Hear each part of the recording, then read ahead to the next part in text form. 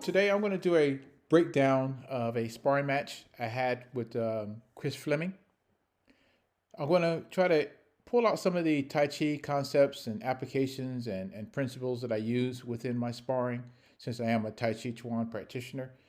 Some of the things I'll touch on will be the pushing hands reference I use within my practice when I'm sparring, as well as some of the other Tai Chi concepts, such as the footwork, understanding about yin and yang, and some other general things in regards to how I express it as I'm doing my sparring matches here. Okay, I've done a breakdown before of this, and I kind of only related it to pushing hands, and that was just a textual reference. Now I'm going to do an audible version of this. So let's give it a shot.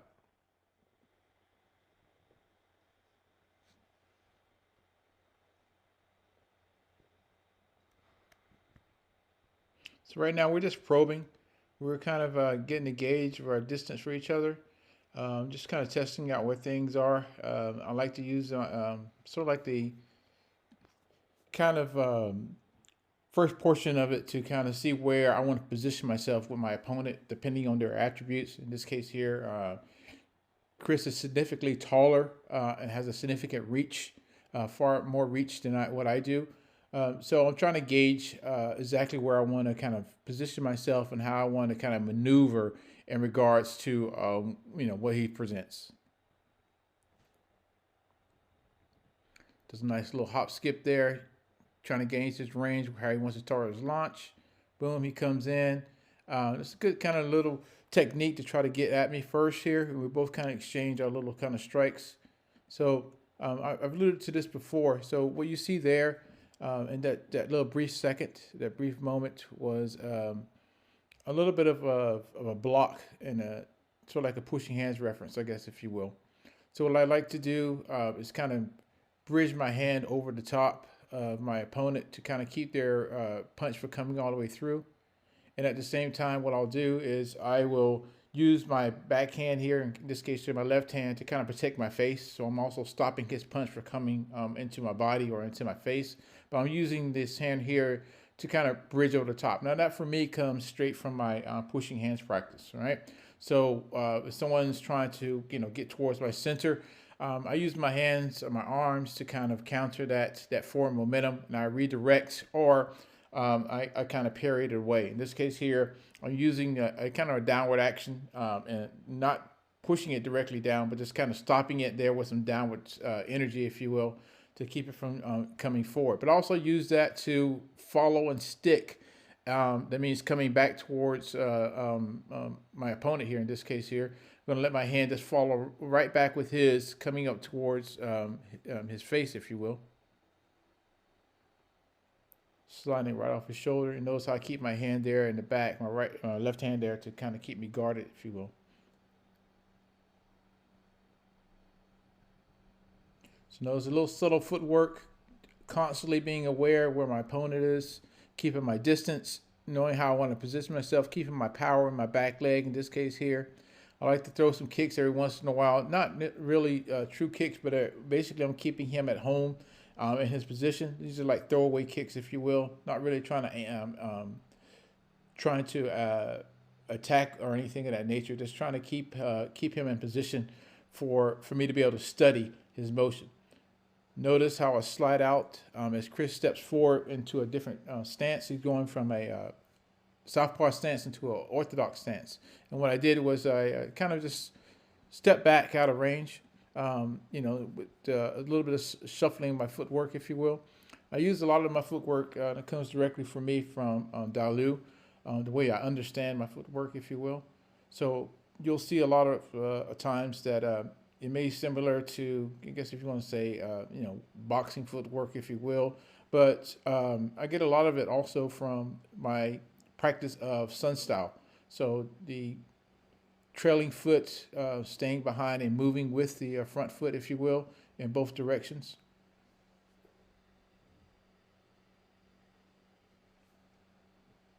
Again, just sliding out, keeping myself in range, keeping my eye on the target. As Chris tries to probe, he hops back into his southpaw stance again. So sometimes you'll see me trying to catch a kick, not necessarily catch it, but parry a kick, but more so I would say with my hands. I know sometimes that's referred to as bad technique or it's bad habit. What I like to do most cases is to either push the knee or just above the knee back towards my opponent or outside towards my opponent's center, if you will, to kind of keep their momentum going in that direction and away from me, if you will. Usually, fairly successful because I tend to watch the body mechanics of my opponents very well to know when they're going to try to throw in something in that nature in the kick, if you will. I watch a lot of movements with their shoulder alignments, their hip alignments. Even though I may be looking upwards, I'm taking in and observing the full kind of view of what my opponent is. And also notice a lot of times when I have my postures, you'll see this very frequent hold the ball posture, right? Some people akin it to the Philly shell and boxing. It's not as tight as the Philly shell, if you will, but it does have that same similar reference. I have my front hand is low, my back hand is up top, so that way I can kind of parry up top, if you will, and then parry down below with my lower hand. I'm very good at changing levels. I mean, dropping my weight down, to catch things down below, or even dropping my weight down and striking upwards at an angle. So it works very well for me in that particular posture.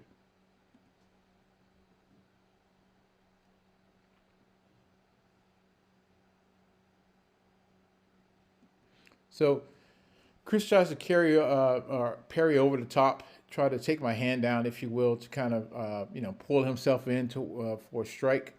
He doesn't really catch my arm, so I'm kind of dropping it on my own. It does leave me open if he wants to do a little backhand, but I think I'm able to pick it up very well because I'm able to now really just carry right back with my own strike here. So this comes straight from me from pushing hands, right? So if someone's kind of trying to carry something on top of my hands, I can feel it and sense it very well, and I can follow suit, being able to come with my own attack, coming back towards my opponent very easily.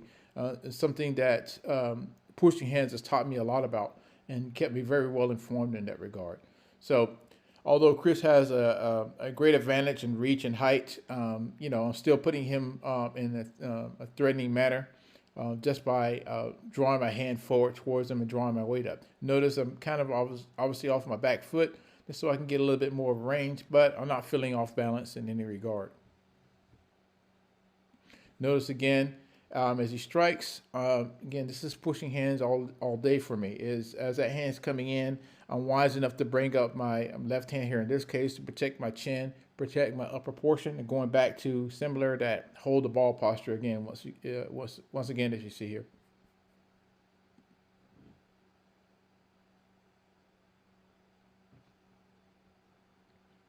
Once again, kind of the same technique. Chris trying to probe in with a kind of like a over the top horse stance grab from Xingyi, if you will.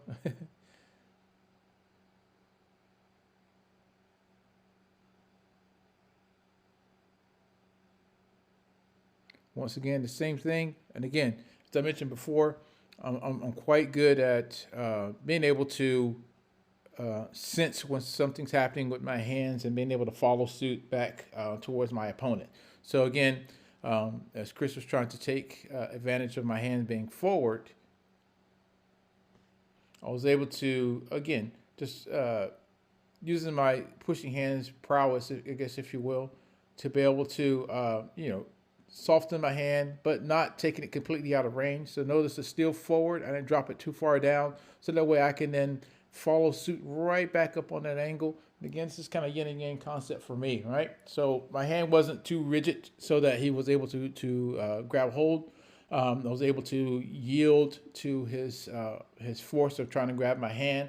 But right off of my yin energy with my hand, I follow suit right back with some good yang energy coming back towards him to get a nice strike in. And once again, if you caught that, again, I was able to block whatever was coming from Chris's right hand with my left hand in front of my face, if you will. All right. Notice that staying at out of range. Again, I mentioned earlier about changing levels. So being able to get myself lower down, using my legs, using my my posture, my stance, being in a good rooted stance, if you will. I can drop my weight down, drop down to my center, not drop too far forward or too far back. In this case here, to be able to keep myself in a good enough range to not be hit, as well as being in a good range to still be able to trying to get a good tack in there, if you will. Again, another kick, keep Chris at bay. Nothing of significance. Just kind of just checking that range. So here you can kind of see the the difference in size and distance here, if you will. So a lot of ground to cover. This big old, I think Demetrius Johnson uses this reference, this big old void here in between the both of us, right? So I have a lot of ground to cover to kind of get anything on here for Chris. But his greatest probably target for me is his torso and his lower body. So his head is so far of a reach for me. I have to wait till he kind of makes himself vulnerable for that. And I'll use a lot of Tai Chi principles to make that happen. I'll feint with some, like I'm yielding or falling back, just so I can kind of lure him in so that I can then launch into a yang attack, if you will, launch into something that is going to bring him into my range. Here's a good example. So I'm just leaning back just so that it seems like I'm not prepared. But if you notice here with my back foot, I'm ready to propel forward, right? So I got this foot here in this position, so that way that I can push right off the ball of my foot and launch forward if I need to. And still, if I need to go further back, it's not in a fixed position where I can still kind of bring it back and then, draw myself away as well. Just there, boom. Do a little bit of angle change. And my angle changes come a lot from just, understanding Dalu in the practice of the moving step, pushing hands, if you will. Knowing how to kind of get myself in the right angle or put my opponent in the right angle so that we can, engage to my advantage. Once again, I'm leaning my head back out of range. I don't always move my feet, especially if I know or have a good understanding of my opponent's range. And when they're going to throw a particular attack, I know that I can kind of use my lean back or my, dropping back to get out of the way again. Very good right there as well. So just a little bit of lean back took me out of the space of Chris's punch.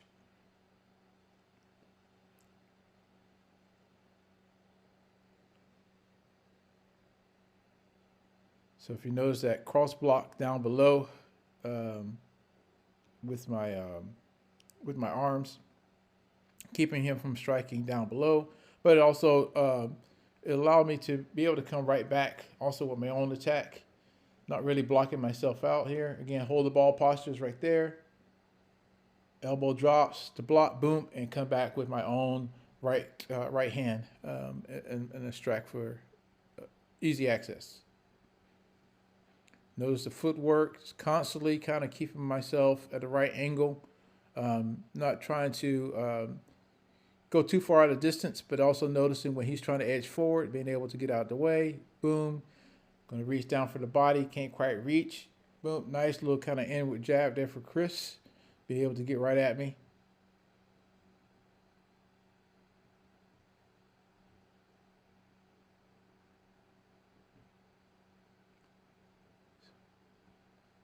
Chris get a little nice check to the body, trying to check his range, see if he can get at me. There we go, that blocked the glove. Now I'll do my own body attack, kind of nice probe, trying to get myself so I can actually get him in a position for myself. Oh, sorry about that.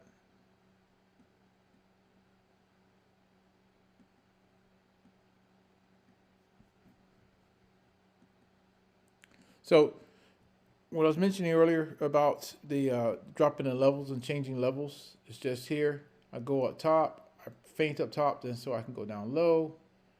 Chris tries to come in. I keep my hand up to my face so that way that right hand doesn't sneak in. He tries to come in with his two punches. I feint up top just to see how his response is going to be. So I'm really kind of just taking in the information. Just going to see how I can play around with that as we move forward.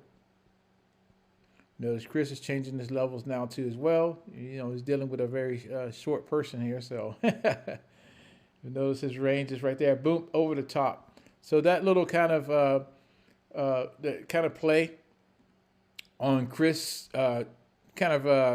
checking his distance and checking his range once he changes levels.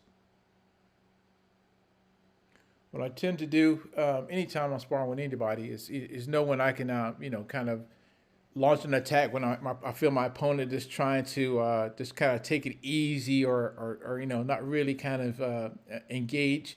I'll take advantage of that because notice this range here that he's created. His arms extended, his legs extended. He's going to have to come in a bit further forward to try to get at me, right? So notice my posture. I'm kind of a little bit more upright and better positioned to be able to kind of, even if I want to go backwards, but also even to slide forward here. Chris is going to have to do a little bit more to kind of get himself out of range. So he slid that foot forward. Now he wasn't ready necessarily for that punch to come in. Boom. And now I'm able to come in a couple times, even though I'm having some glove issues.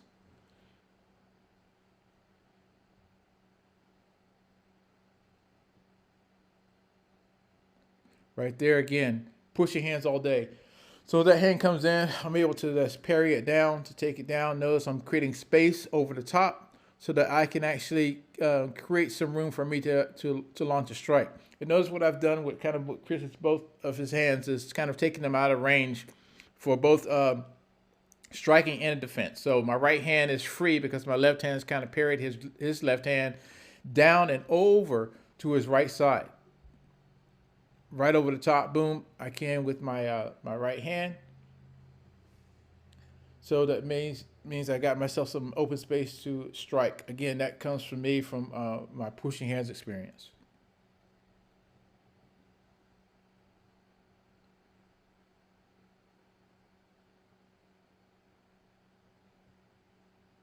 Again, subtle footwork with both of us.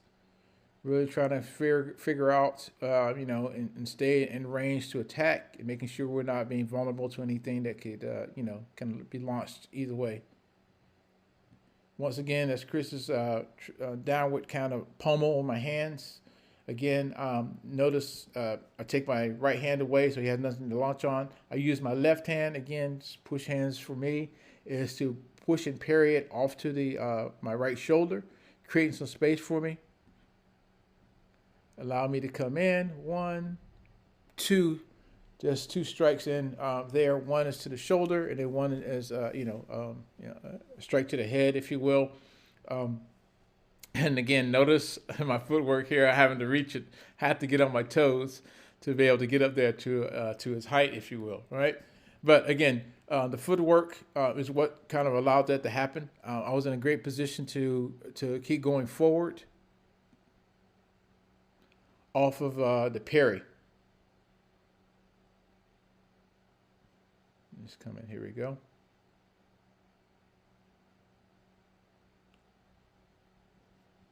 So boom, off the parry. 1, 2, good range. Kind of just walk into position there. A little bit of unbalancing my footwork, I think, because I tripped over his front foot a little bit as I started. Once again, we sidetrack back over, getting ourselves back into position.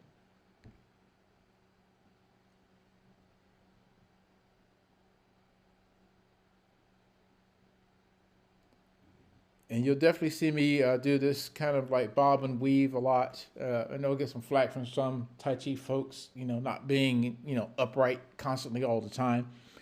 But, as an intelligent fighter, you're not meant to set yourself up just being a standing target. The more you stand in one position to keep your head in one position, the easier it is for your opponent to know and where to go or know where you're going to be. So, just these subtle head movements from left to right, it's not giving anything up in principle, okay?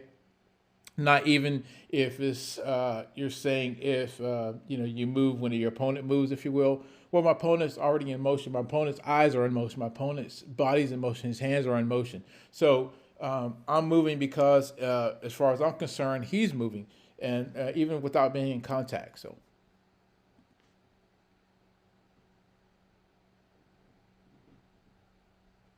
Nice pro for Chris. Keep my hand up. just underneath my chin. Boom, once again, so I can block. Again, notice how that provided me 2 blocks with my left hand, both his right hand and his left hand strike, because I keep my left hand up, again, in that same hold the ball posture, if you will. Now I got both hands kind of down to my torso, my chest level, because he's not in range. He wasn't in range to do anything. Once he gets closer in range, I bring it back up into position. Notice my lean back. I'm leaning back to my ball of my left foot so that way I can get ready to launch, or I can slide out if I need to. Okay.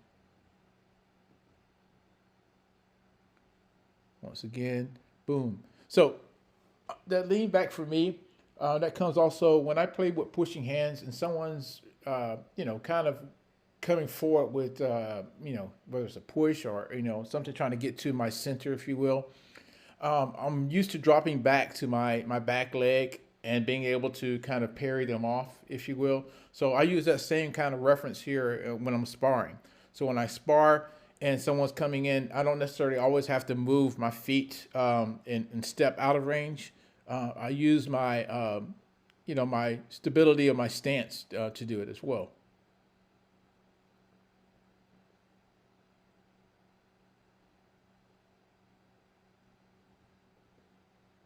What I mean right here.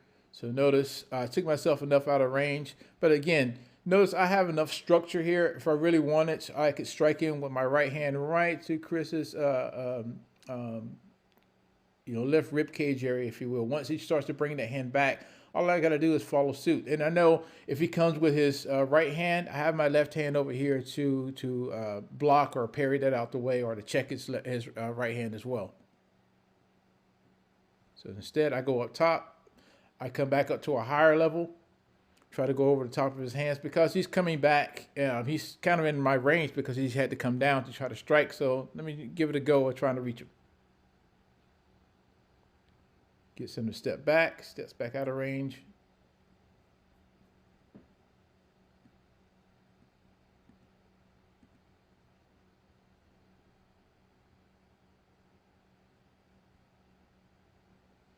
Again, what I'm doing here, I'm definitely using my probing action and my footwork.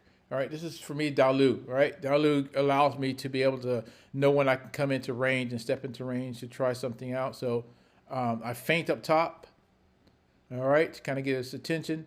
I use that to kind of mask my footwork. Notice the launch and coming in to kind of get into range. Right. So first I put the hands up. That means when he saw the hands come up, he retracted his head. That means he's left some space down here for me to go down and change levels down below as I launch forward. Boom. So I'll go right towards the chest. He throws in his right hand to try to get me. I can check it with my left. Boom. And notice that how that allowed for me to even sneak in even further. It's kind of what I mentioned to you earlier over here. Off of my back leg to be able to get into a striking range here, right? And I'm protected on both sides because I'm angled with my my shoulder coming towards in a bladed stance here. So it's more difficult for him to kind of get anything launched onto as a tackle to my head, if you will, all right? And then right like that, I'm right back out of range again. Chris is coming in, steps in. Once again, feint up top, go down below, okay? For me, it's pushing hands. And if you had opportunity to push with me, you can kind of feel that a lot of times I'll do something up top so that then I can then kind of, push you down below, if you will, right? So again, I'm just playing around with the yin-yang concept here in this regard. Chris gets 2 little blows in, one to the body. I'm back out of range. Comes in, 1, 2, boom. I'm not close enough to get anything in. He's able to touch my torso a little bit. Again, nothing of significance. He's back out of range. 1, 2, steps in again. Notice I'm back onto the ball of my back foot. I'm going to lean back, ready to parry or block or check whatever he's going to throw. I'm checking there. He comes in somewhat like a double, like a jab, if you will, able to kind of like slide the outside of his hand onto my cheek, but nothing of significance. Again, I'm leaning back. Very bad posture right here, if I must say so myself. He doesn't take advantage. He probably could have struck down with his left hand to my torso, But he's probably being cautious because of the way I tend to launch back with my own attack from that position. And that's kind of something called fight IQ on both sides, right? So he's become aware that that's not necessarily a bad position for me. And for me, I've become aware that, hey, you know what? I can launch myself in this position, even that though I'm not in the best position, but I can take advantage of that when he kind of draws himself backwards. I can just come straight forward if I need to, or fire out of it even with my own attack before he gets back. Again, I'm using that kind of like a fake bad posture, if you will, just to kind of lure Chris in. For me, I know in my head I got a way I can parry over here on my left side with my elbow coming up and over. Got both hands or both knuckles kind of tied together, but in my dipping down to my right side. So that way, if I want it, with my left hand, I can strike upwards. I can keep parrying over to my right side. I can come back up with a uppercut or a straight punch with my right hand or something to the body. So I have a lot of things here already in my mind to play with, depending on how Chris chooses to engage. There he goes, my parrying to my left side. To my right side with my left elbow, waiting for something to come. It doesn't come. He strolls in, and I'll easily be able to shift right out the way from his right hook. He doesn't have the range for that. Not saying that he's aggressively trying to get to me if we're really going at it. But also I'm doing the same thing. I'm not aggressively moving either. So we're playing on the same level, or same playing field here, level playing field, if you will, right? As far as our energy goes, very good, like balanced sparring. Definitely different variables will be in play had we been going a little bit more heavier than what we are.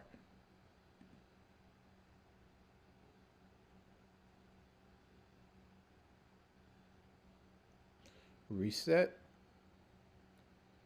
I see his body motion. He's coming for a kick. I was suspecting something a little bit higher, but he went for a low kick here. But at the same time, now he's got to be cautious because he doesn't know where my upper kick's going to go. And I got a good line right there, to the face, but I definitely pull it so that, there, as you can see, he felt it coming.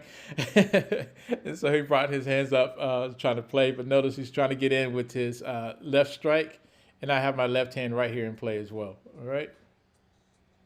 Position, but he was trying to definitely make sure that kick wasn't going to come into to an attack range for him on that, if you will. Again, I was able to follow through because I was in a better position with this nice right hand jab to the face. Come back just a tad bit.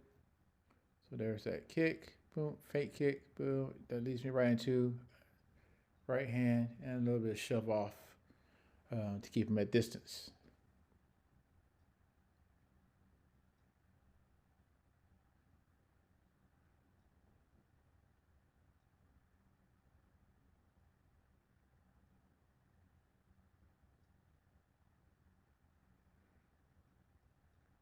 Once again, it's checking our range. All right, so that's maybe something I'll note out and pull out right now is just folks may look at this and say, well, I don't see how you're using or where there's Tai Chi and what you're doing, and I for myself say, hey man, Tai Chi's all over what I'm doing. So even in that strike there, how I move my shoulder, from my left side over towards my right to parry his punch, you know what I mean? That's for me, that's a parry or even a yield, if you will, this, without drawing my hands out, being a rollback. So, when you're fighting with somebody, they're not going to do what you do, so I'm not fighting another Tai Chi practitioner. I'm not fighting someone who's trying to match and do the same things that I'm doing. So we're not coming into a range where we're going to engage the same way. So how do you engage with your Tai Chi principles with a very dynamic environment? And I feel that, what I'm doing, and I don't even feel, I know what I'm doing is a direct reflection of Tai Chi principles in that regard. So, even though I'm not doing takedowns, it's not something that Chris and I here are doing. I'm not going for the leg. I'm not doing for any throws. We're just exchanging kind of strikes, if you will, right? And then, doing some parries and doing some stuff with our footwork. So even in that limited scope, I'm implementing Tai Chi principles and Tai Chi concepts within this engagement. So, just that parry alone off the shoulder, is another example of that, right? See if we can get it going here.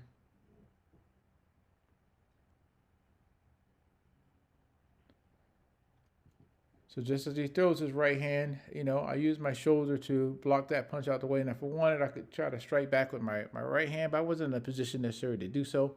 I switch up my footwork. I'm trying to just gauge the distance like I told you before. I like to move, just not to give my opponent a standing target. So notice he tries to feint. Look at that shoulder again.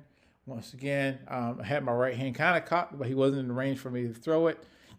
But I'm going from left to right. I'm shifting my weight from one side to the other, and going in conjunction with the movement of my center. Okay.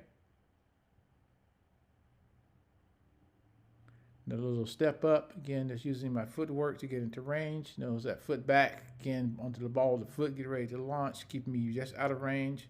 Chris comes in. Nice little body shot right there. Wasn't able to stop a parry that one. He got right through.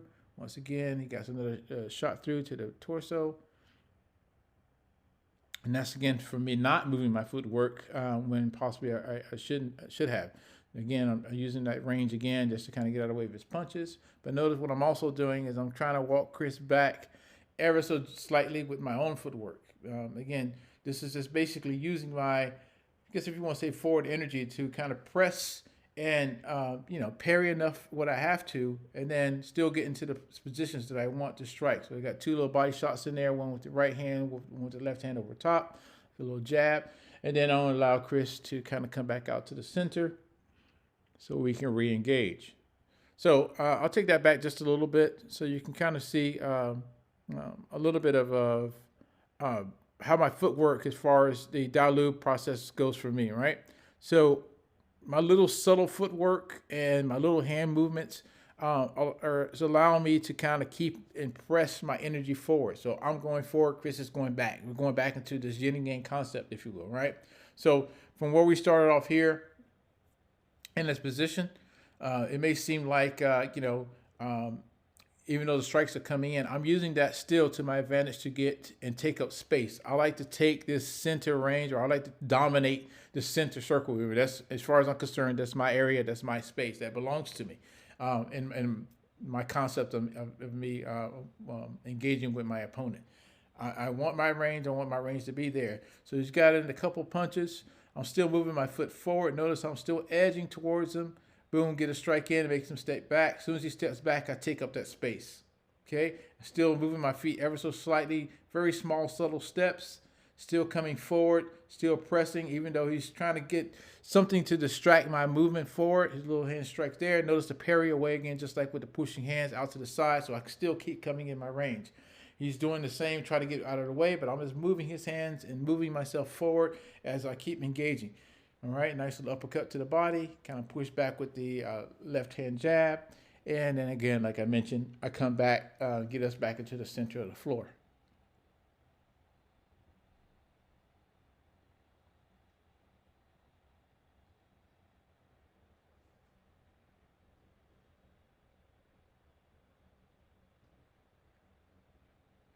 So all this time, what I do, I watch and I listen to my opponent's movements, right? So when I say I listen, that means I'm making sure that I'm aware of where they can reach me. I'm aware of what kind of movements they're doing with their hips to know where I can defend just as much as I want to. So notice that double kind of hand defend right there. So I block with my shoulder on the left for Chris's right hand.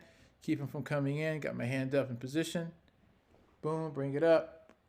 Drop down below. So you're going to get a full kind of stretch through on his, carry through on his punch by using, again, my pushing hands reference there to kind of get my hands in the way. Notice his check kick there to get me down below. I didn't go for the feint with go for the kick with my hands, try to parry it. So let that one get through, but then also let myself not get caught up top. So I was able to block up top by not letting my hand drop. Once again, Chris comes around with the hook. He's out of range. I throw in kick underneath just because I know he has nothing there to kind of stop his block, his torso. So if you watch here, that left hand of his is coming up. I know I'm able to parry. I'm going to follow that energy over to my left side so that as his left hand's coming, I'm going to go with that motion. But that allows me now to drop my weight to my left, so that frees up my right-handed kick. Again, this is Tai Chi principle for me all day.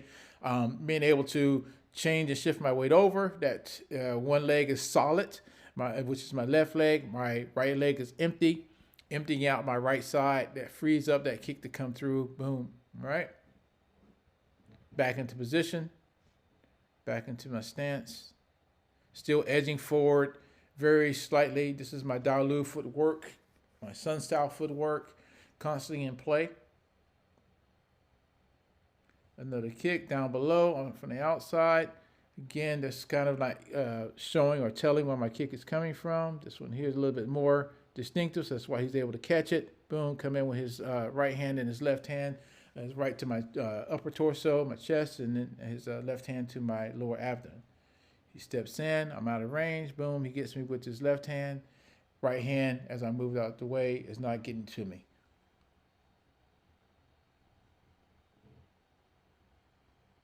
And keep in mind, the range. You can see it again here, the significant difference in range and height as our sparring match comes in. It was a great sparring match, great energy sparring with Chris. It's always good for me. As I always say, when I spar with someone, to me, as well as pushing hands, is like reading a book.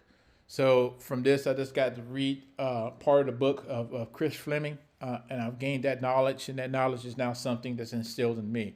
All right. So this is some of the things that I kind of like draw out of myself when I'm doing sparring, as far as my understanding and my perspective of Tai Chi in that regard, right?